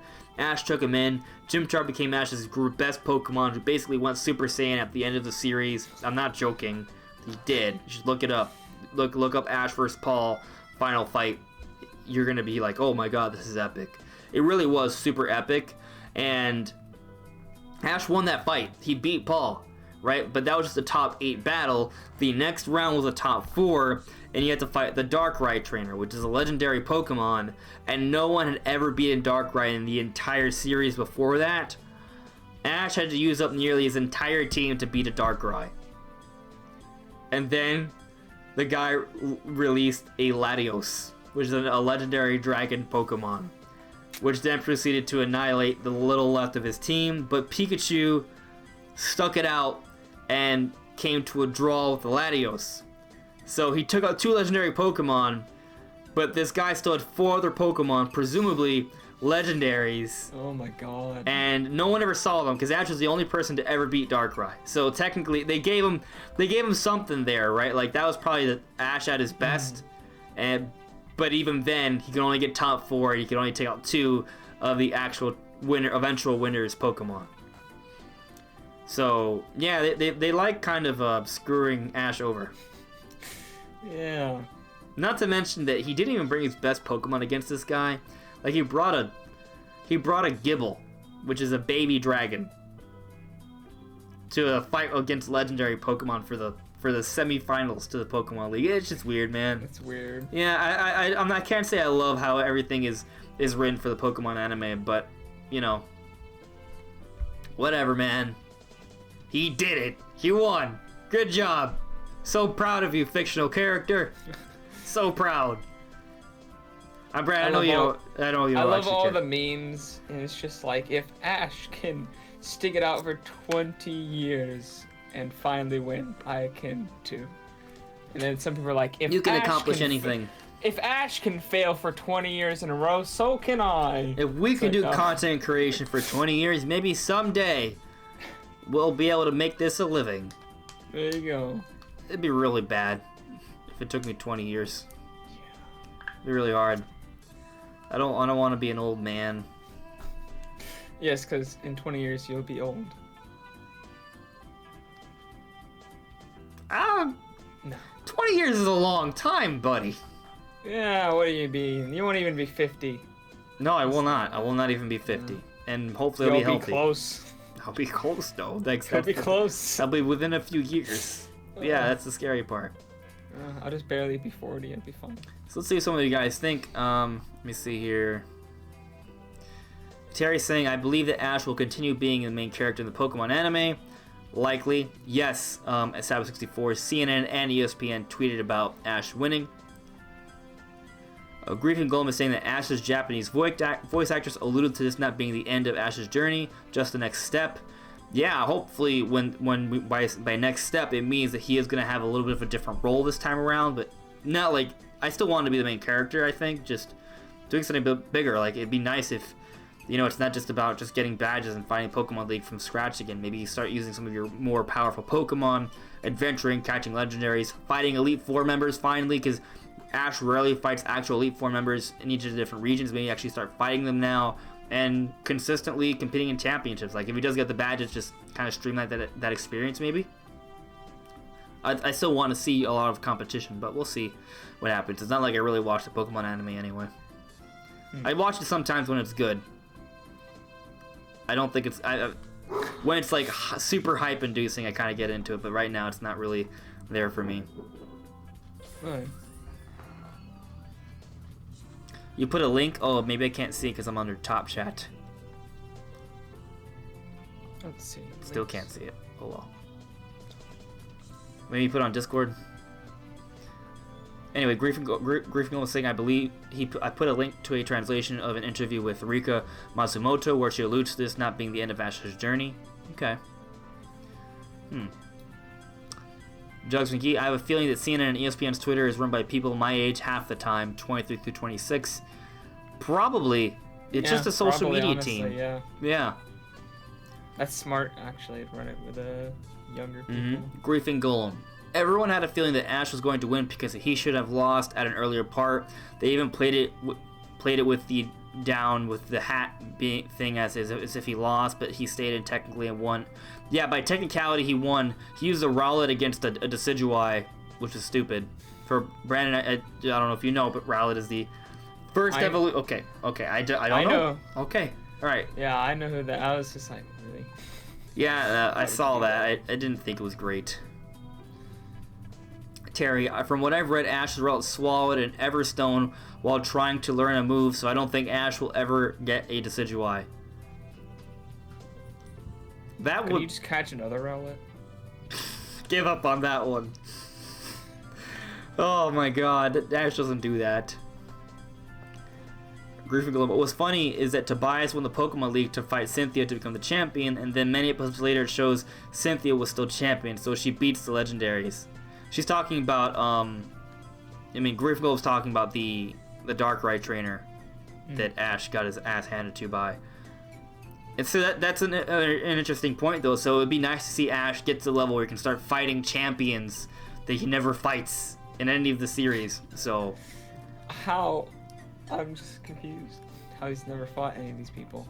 I felt like he sucks. I thought that was the point. He's just not on the same level. God. Terry added me. One character I'd like to see return in the anime is Lorelei. Oh, yeah. That'd be nice to see. And actually, what's interesting is that if we look at Pokemon Masters, a lot of these characters are there. Like a lot of the gym leaders and E4 members and champions and rivals. What if there is, a lot more emphasis on that, like fighting some of the bigger trainers next season? That'd be really nice to see. I'd love that. Will it happen? I don't know. It's a Pokemon anime. I don't have high expectations. I just don't. It's just been 20 years for him to win one tournament. Whatever, man. So let's move on to some more Pokemon discussion, but something that's perhaps a little bit more exciting, at least to me, because Sword and Shield stuff. So, to begin the podcast, we got a little bit of a news update, but I'm going to go ahead and show you this. Hopefully they didn't delete it with that update from 4 minutes ago. It doesn't look like it. Alright, so I'm going to, for guys that you guys are watching the podcast, I don't know if you check the Pokemon.com website, but if you go to the Pokemon.com website, right? So you're going to see this little glitchy thing over here. When you put your mouse by it, it moves multiple times until eventually it stops moving. And when you click on it, it's going to make a noise. It's probably going to... Which, that noise, I'm pretty sure, is for Rotom, right? But this is a tease for a new Pokemon. As you can see, it's like actively glitching out here, and by the category of the Pokemon and the height. And even with the description, it says only blah, blah, blah, that have survived many battles can attain this blah, blah, blah, blah. When this Pokemon's blah, blah, blah, blah, blah, it will retire from combat. So, it is a heavy Pokemon. It is very heavy. The speculation right now is that the Pokemon is going to be a new form or evolution for Farfetch'd, which is a part of the rumor that's gotten everything right. Let me show you guys Farfetch'd real quick right now, just to compare, just for comparison here. In terms of color palette, it's the same color palette. Okay, all right. So don't be dumb. Okay, clearly you're just being dumb. I just want to have these next to each other. So as you can see, right, you got similar colors, I would say, right? There's even like this long green thing sticking out over here. Brandon, I don't know if you've been paying attention, but this is upside down. This is turned to the side. If you flip this to the right, it will look more like Farfetch'd. So rotate it clockwise 90 degrees. In fact, actually, if I pull up an image that other people have done. I could do it right here, but I'll just pull up something else someone else has done, so it's quicker. Let me see. Come on. Twitter's not loading for me. What's going on? Come on, Twitter. Do your thing. Maybe the internet is crashing. Maybe something terrible has happened. I don't think so. Why is Yeah. like No, it's just my computer being dumb. work. I'm looking for the specific tweet. The original tweet. Okay, here it is.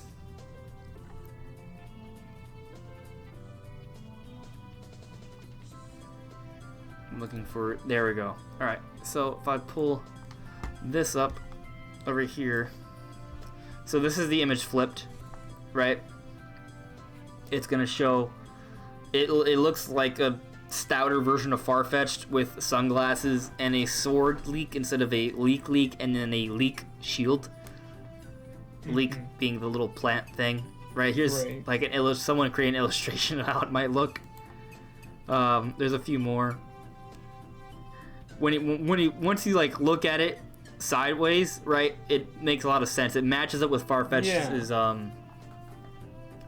color palette, right? We do have a leak that's been right about everything else multiple times. It says it's going to be a new Farfetch'd variation, right? But what's also interesting is that remember how we had to click around the screen to get to the image multiple times? It could be a reference to when you first see Farfetch'd in Generation 2, because when you see Farfetch'd for the first time, it runs around the screen. Every time you get to it, it moves around. That was just what happened right now on the website. So it could all be just a really cool way to tease a new Farfetch'd form or evolution. And even with the description, it says only blank that have survived many battles can attain this blank. When this Pokemon's blank shatters or splinters, it will retire from combat. So only Farfetch'd that have survived many battles can attain this form or evolution. When this Pokemon's leak splinters or shatters, it will retire from combat. Farfetch'd are reliant upon the leak. So there aren't too many other Pokemon that would have this whatchamacallit, that would fit this description right here with those blanks, I think. Not to mention, I'm pretty sure this has to be based off of Pokemon we already know about, or else there wouldn't be much point in hiding certain keywords here, right? Right. So I think this is definitely teasing some new variation of a previous Pokemon. The color palette matches Farfetch'd. We do have a leak saying there's gonna be a new Farfetch'd evolution. The beginning screen has a Farfetch'd running around, which could be in a a nod towards when we first met Farfetch'd in Generation 2, where you had to chase it around the woods. And I think it's a new Farfetch'd form. It's crazy of how heavy it is, but we keep in mind that it has a sword and shield now. That could be. And it's swole. It's a swole bird. It's a swole bird. Not to mention, Pokemon's called Sword and Shield, and this looks like a sword and a shield. Yeah. Now, my one personal gripe is that its type says fighting. Farfetch'd is a normal flying type, so it's quite a change.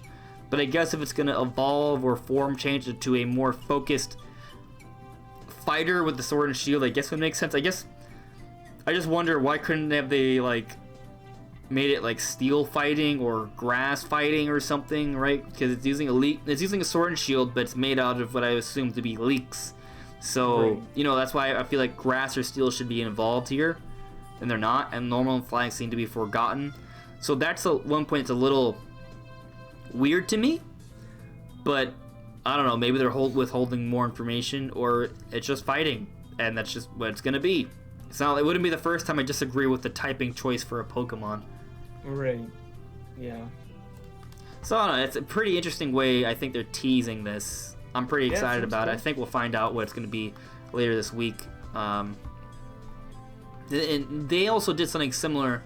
When I say similar, I mean unorthodox, with revealing Meltan and Melmetal. Like, people just one day opened up Pokemon Go and you're seeing this goop. They're like, what the hell is this? Right? I'm kind of sick. Yeah, I thought it was really interesting that they did that. I kind of like that they're coming up with more unique ways to tease some Pokemon now. It'd be really cool if we get Sword and Shield and at some point they just have an update where there's a weird Pokemon like attacking the town and you're like, what's going on here? And it's like, oh, we updated the game. There's a new Pokemon there. Figure it out. Like, that'd be a cool like side quest that they could just update the game with to announce a new Pokemon. That'd be epic if they did something like that.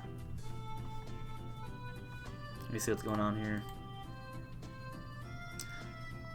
Let me see.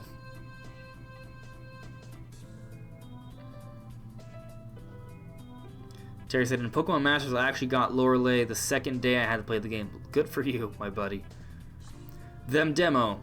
Looks like it's holding a jousting lance of bigger leak and a shield of leaves. Maybe he is heavy because he's in armor. That seems like it could be possible. Buckethead. Farfetch'd does not have an evolution yet, but it seems like they might be teasing it or a new form. Yeah, Terry, I think a lot of people at this point are thinking it's pretty much gotta be Farfetch'd. I just don't know what else it could be. It could be a new Pokemon that we just don't know about yet, right?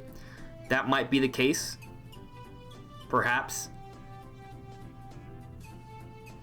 Yeah, Griefing Golem, he's just said on Twitter, the Pokemon Company said they're looking into this anomaly, so we might get a new trailer this week. Yeah, right before the podcast, they put out another research update saying that they have their trainers looking into this technical issue they're having on the website. They're just continually teasing this.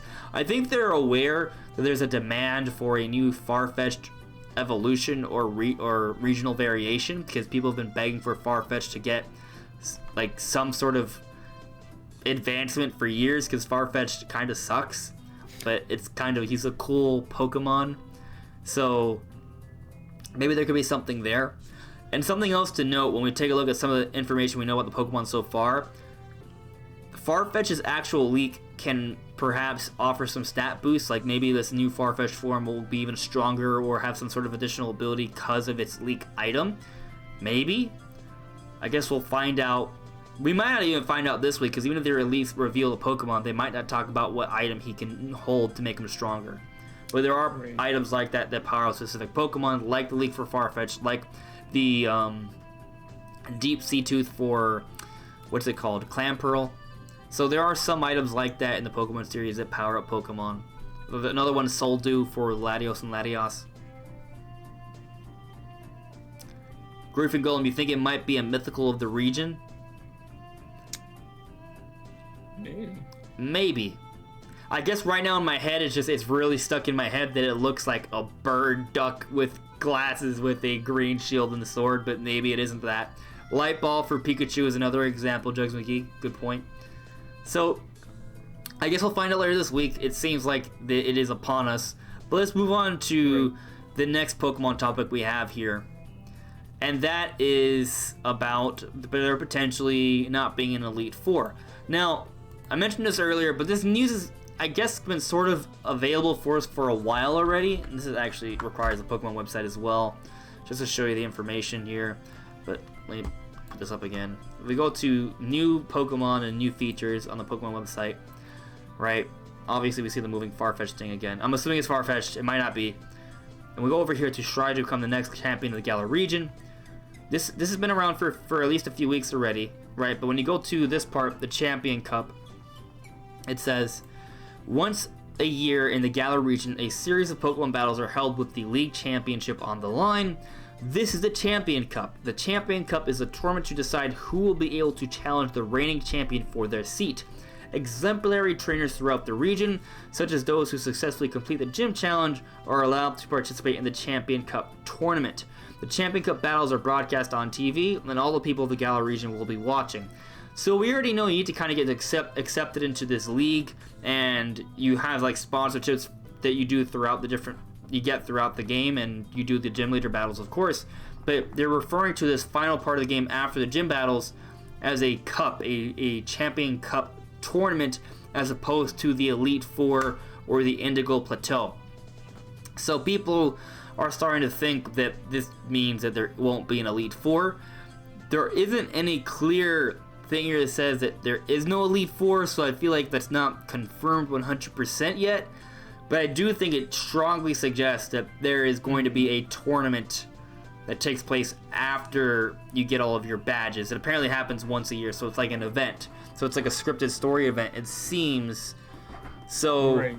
I wonder if you can do it over again. I'm going to assume the answer is yes, right? And they'll just like, you know, whenever you beat the tournament, you roll to credits and you gain your experience, but it's as if nothing happened or something like that. Just because they're saying it happens once a year. If it happens once a year, it only happens Right. once. You can't just do it every time story-wise and have progression. Unless they do Right. something else to kind of have it make sense. But it's a tournament as opposed to the Elite Four. So I am inclined to agree that the Elite Four aren't going to be in this game. Or if there are going to be like Elite Four members, it's going to be something that's separate from the main campaign. Possibly. It definitely seems that way. They definitely seem to be doing something different instead of the Elite Four. I'm wondering how different this will be from the actual Elite Four matches. Because obviously these are going to be, you know, the best of the best people who have won through all the different other tournaments and stuff. So obviously they're going to be good. But they're not exactly, you know, the Elite Four. I don't know how different this will actually feel than fighting the Elite Four. Maybe you can say more on that, on like how you think this might differ. Well, one way it could differ is that if there is a way to redo the tournament, the structure in terms of who you battle will be different. Like, it may not be the same 4 people in a row before you fight the champion. It could be a different order every time with different characters. And they did this a little bit in Sun and Moon, where the champion would be different. It wasn't always the same champion every time you went to face the Elite Four. So they could do something like that, where instead of it just being the champion, it's different sometimes. It's even like multiple. Well, maybe the champion's gonna be the same. Like you fight Leon at the end no matter what, but who you fight in the actual bracket is different. So that could have, you know, it could be something to mix up and give you more reason to try it out different times. So that could be cool. And this, just go on. This makes sense story-wise because you've been doing all these tournaments. You've been kind of seeing all the other different competitors, and they have their own. It's more like a sporting sponsors event, right? Yeah, so it makes sense that at the end you would fight your other, you know, competitors before you get to the champion. And maybe I'm wrong, but I feel like this ties it into the story better than the Elite Four does. I think it does. I think a lot of it has to do with story implications because you're gonna have multiple rivals. They're gonna build up relationships between them.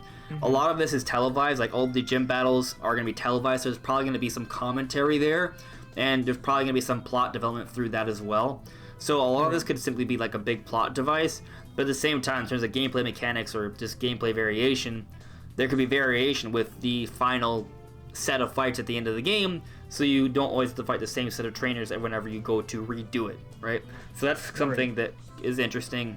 As Terry said in the comments, he said the Champion Cup sounds kind of like what they do in the anime.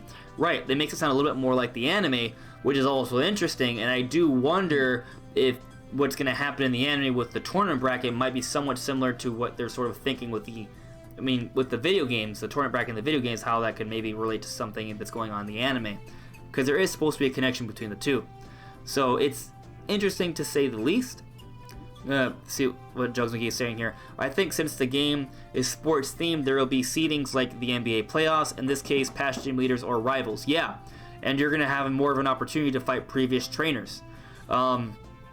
In fact, maybe that's a way you could fight some gym leaders that aren't in your game. Right, like, because we know there's a few exclusive gym leaders. Like, maybe they're not in as a gym leader, but maybe you can still fight them in the final tournament. That's one thing that can maybe happen. I would like to see that. Maybe it's a way to bring in really cool trainers that aren't, like, maybe you could fight, like, Trainer Red or Blue, right, or Cynthia. You know, previous champions or rivals from other games that obviously have a lot of lore and really cool for themselves. That'd be interesting to see. Recessive Gamer, glad I can make the stream. Been feeling lonely and depressed recently. Maybe Elite Four are all one Poké Sports team. Hey man, I'm sorry you've been feeling that way, but welcome to the stream. It's good to see you. I don't know. We don't even know if it's going to be an Elite Four this time around. I think there's definitely going to be some sort of post game, so I'm not sure how what that will entail, but I feel like there's definitely going to be some elite trainers besides Leon in the game that you'll meet at some point, and you'll have to face them. Will they be called the Elite Four? We're not sure. It's going to be interesting to see. Maybe what they could do is that instead of them being called the Elite Four, maybe it could be called like the Final Four, like the top four from the last year's tournament might be like major big deal trainers that are competing again this year, or you might see them throughout the game. Maybe that's something they could maybe do to make things a little bit more interesting. Oh, that'd be really cool. So Grief and Golem brought up, I think it'd be cool if they did online champion cups for regions. So like North America has someone to be a champion online, such as little fun things like that. Well, I like that you brought that up because if we go back to the Pokemon website, now when they talk a little bit more about the online features. Let me see if it's right, if I can click it right here. Gala Pokemon League provides entertainment and ignites the whole region. This is more story stuff, I'm pretty sure. Yeah, it does. So I go to gameplay. Play with Pokemon Camp. Challenge Pokemon trainers from around the world in Battle Stadium. So you can do ranked battles. There's a tiering system here, but there's also online competitions. So there are two categories of online competitions that you can participate in for some fun battling, official competitions, and friendly competitions. So there'll be some official competitions. Now, what's interesting is that since I used to do like VGC, they used to have like regional tournaments. Maybe not like for individual countries, I should say. So they call it the international challenges. Actually, right here it says international challenge as well. So there's gonna be that for sure. So I am actually interested to see a lot more of these competitions, and if they can give it some of the spectacle that we see in the main game, that'd be also pretty cool to see. So I'm actually very interested in what they're doing with the theming and the motif for the gyms, and looks like the final Champion Cup, and also with how they're handling online so far. I like everything I'm seeing, honestly. I know a lot of people are not really high on this game, but from what I've seen, minus the whole National Dex issue, I think everything about this game has been very strong. So I feel pretty optimistic about this game. I think they're making a lot of smart decisions. Right. I definitely don't think that people should take this as a bad thing, even if there is going to be no Elite Four, because we don't know exactly what's replacing it or how it's going to work. We haven't seen that yet. So. It might be better. Yeah, it might be better, but it could be worse. So it could be worse. That is a good point. We don't know that. We just have to wait and see. So don't judge it too much before we. And it could just be a slightly different take. Like I would say, the trials in Sun and Moon, they were a little different from gyms. Like they were different, but they were basically gyms to me, because even gyms still have challenges. They were just maybe a little bit more interesting, like the lead up to the final fight. Right, a little bit more to mix it up. So this could, I think, it's at the very least, I would say this is just mixing things up. It may feel very similar at the end of the day. Yeah, maybe. H. Motua, is the secret Pokemon you're talking about Farfetch'd Galarian form, the one glitched on the website? That is the speculation by many. I think that might be the case. It could be a Galarian Farfetch'd, or just a new Farfetch'd evolution, or it could be the evolution of a Galarian Farfetch'd, right? Because there could be a Galarian Farfetch'd and then it could evolve, right? That's also possible. But that we are taught right now, the current speculation is some sort of new form for Farfetch'd, be it just a new regional form or an evolution. Just like, yeah, can't wait for the changes to the meta once Sword and Shield come out. Used to do VGC for Pokemon. Yeah, I'm very excited for that. Honestly, I've been trying to get back into it. I've been practicing a little bit of VGC for the Ultra Sun series, just because I might do like one tournament just to kind of get my feet wet before I jump into the Sword and Shield competitive. If I do, I may. We'll see. But I like a lot of the unique abilities, some of the Pokemon they've shown off so far. So I'm feeling pretty good about the game, man. Grief and Golem, I'm tired of bringing back National Dex. That's most of the comments on this stuff, as people are only focusing on that. It's always... So, it's not that I don't think people aren't entitled to their opinion. It's just that it's gone to the point where it's the only thing a lot of people talk about, and personally, I just don't think it's going to impact the quality of the game that much, for me at least. So it is a lot, but I understand that people are trying to force this into reality. They want to pressure Game Freak and Pokemon Company to make changes. I don't think those changes are necessary. I feel maybe I'm wrong. Maybe Sword and Shield is gonna suck, but I feel pretty good about it so far. So I don't think yelling at them at social media every 5 seconds is really helping anything either. I really honestly don't think it's making a difference. Maybe making them kind of annoyed. Yeah. I don't know. Maybe it'll impact sales. I was talking about this with my cousin before, but I was telling her about the whole Ash thing, right? And I've told her about the controversy with Pokemon. She's like, oh, maybe they just finally allowed Ash to win so they could survive the media backlash of hashtag bring back national decks. Like, oh, we gotta do something to, throw Pokemon fans a bone here. So they gave us that. They just kept the Ash winning in their war chest all this time, which I think is kind of an interesting theory, because there are multiple times where it looked like Ash could totally have won, and it was like, you know what? No, let's just have some bullshit happen, and then he's like, yeah, you can't win, buddy. You're gonna get crit hacked, pair fusion destroyed, frozen burned, poison toxic, dead. Your Pokemon's not gonna even activate. Your Charizard's just gonna sleep through the battle. You can't win. It's just not gonna happen. Your Stone Edge will always miss something. Maybe. I think it's interesting, at least, how this is all turning out. We're just a couple months away, so we're probably going to learn a lot more about Pokemon in the next couple of months. I'm kind of hoping that they're holding back a lot of information so we have a lot of surprises when we actually play the game. I don't really want a media blowout where I pretty much know about everything before I actually have it. Yeah, I do think that a lot of companies like Pokemon Company don't do a very good job with that. It seems to be the standard now. Just release as much information about the game as you can. Yeah. I don't like it.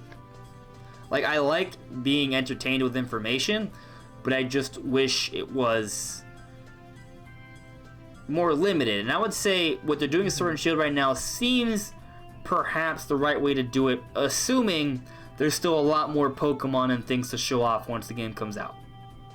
Right, because they haven't shown that many new Pokemon, actually. No, they haven't. It's like 20. It's not much. So we will see. But let's move on to the final topic here. So there was a VR patent that came out, and I don't think this is that huge of a deal, but we're going to talk about it briefly. So just put this over here. Right, now there's this little image. That's it. That's the image. It's just a patent of a different type of VR set for the Switch that isn't a part of Labo. Right. It seems. My personal speculation is that if this does come to fruition, it's just an individual Labo peripheral, or not even Labo, just an individual VR headset that you don't need to buy Labo to use. Right. Because Smash, Zelda, and Mario Odyssey all have a VR mode. And Captain Toad Treasure Tracker. And Captain Toad Treasure Tracker, thank you. But if you don't want to buy Labo, maybe they'll offer this as an alternative to use those modes. That could definitely be the case. It could also be maybe how you play it if you have like a Switch Mini, or if they have a Switch Pro, maybe if it's slightly bigger, or maybe they need this for that. Oh, it could be for a Switch Mini. It doesn't look like it, though. It looks like those are actual Joy-Cons in the patent. Right, in the patent. Which also doesn't necessarily mean that, though. Right, yeah, they could still be something that they use for a Switch Mini. They could still do that, right. It could just... The patent may have Joy-Cons in it, but it may still be for a Switch Mini. Like, why are we saying Mini? You started this, Brandon. I did. You monster. Switch Lite. Switch Lite, yes. Yeah, it looks like it might be a little more adjustable as well. It looks like it might be, like, little... I mean, you know how it is with patents, right? They don't really show every little facet or detail, so it's hard to really say for sure. Yeah, my dog's like has this giant heavy bone that he's just like chewing right outside my door now. I think that's a cue for ending the podcast soon. Yeah, I could see this being for the Switch Lite or the Switch Pro, because I think the bigger screen might not work with the Labo VR perfectly. Maybe that could be the case. I mean, maybe there's also the small possibility, dare I say, that they are planning other VR stuff for other Nintendo games. I could see Skyrim VR being a thing. Oh wow! Honestly, oh my god, how the hell will that work? The Skyrim VR is already a thing, but it's not on Switch. It's already a game. No. That's my point. I mean, Skyrim's a pretty old game. It runs. I just very forgot well that I on the have Switch. Skyrim on my. I borrowed Skyrim from my friend. I haven't started it. If anything, I mean, if Breath of the Wild can run VR on the Switch, Skyrim can run VR on the Switch. I guess you're right. I could see that. Maybe. It's not like I said Doom VR, which is a thing that they might maybe 240p. But probably Here not. we come. Yeah. Oh my god. Looks like an 8-bit game. I want Doom 64 though. That looks nice. Yeah. Doom 64 VR. That'd be interesting. Ooh. Yeah. That'd be cool. So, I mean, like, this is all handheld mode stuff, too, right? Like, it's not even docked mode resolutions either. So, right. But... I mean, that's just how Labo VR I just think is. this is a patent that might be a headset that can... something you can buy besides Labo. Maybe it works with Switch Lite as well. Yeah. I don't think it's that big of a deal. But, hey, if there's more VR stuff for Switch, I'll be cautiously optimistic about it. Because of the technical limitations. That's why I'll be cautious, but at the same time, VR is a cool little thing, so, you know, I'll be interested. I like with the VR stuff we have now. It's pretty good. I actually haven't even bought Labo VR yet, so I don't even know how well Breath of the Wild it looks. VR is so good. Is it? I mean... Did you beat the game with it? I have not. Like, how much time have you put into Labo VR with Breath of the Wild? Breath of the Wild, 5 to 10 hours, probably? That's a lot, actually. That's more than I thought you would say. That's pretty good. Yeah. Oh, that's an interesting idea, Grief and Golem. Pokemon Camp in VR. Yeah. No, that's pretty cool. Pokemon Snap in VR. That's a whole other game. That'd be even better. But I will keep my expectations in check. So I still have this Smash video I'm working on, so I'm probably going to get some food and focus on that tonight. But stay tuned, guys. I know we still hit like 2 hours, so I feel like it's still a solid amount of podcast time, right? Is there anything else you want to address, Brandon, before we call it a night? No, I'm good. Guys in the chat, I'll give you like 60 to 120 seconds to ask anything if you want us to address it. There was one thing you brought up earlier.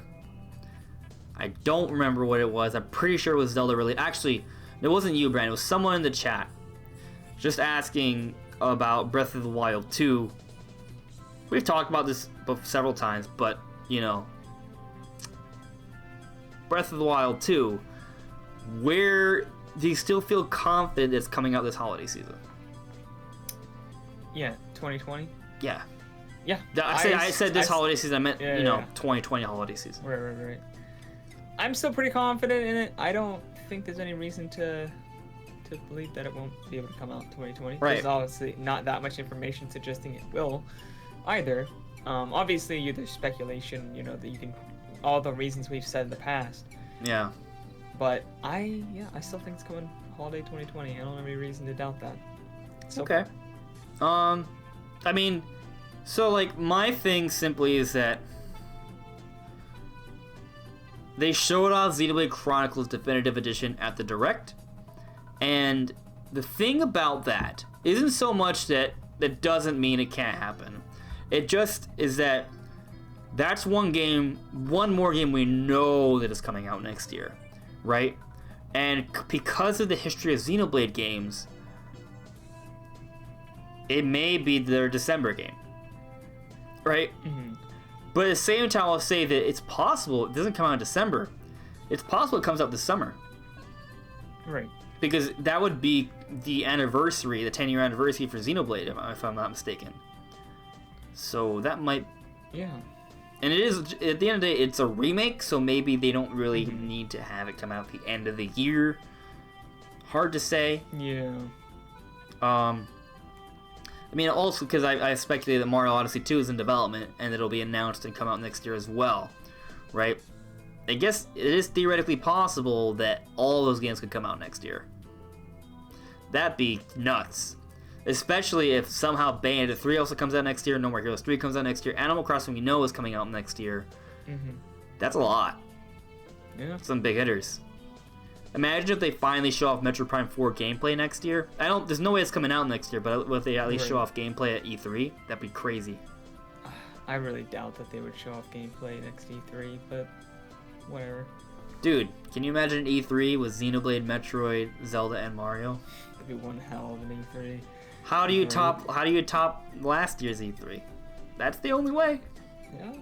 I mean, if you get 3 of those 4, that'd be pretty hype. 2 of those 4 would be pretty good. You only need 2 of those 4. One of them's already announced, so well, confirmed for 2020, I should say. But if it comes out summertime, it might not even be at E3. If it comes out like June, right? It'd still be shown, but when is the exact release date for the original Xenoblade Chronicles?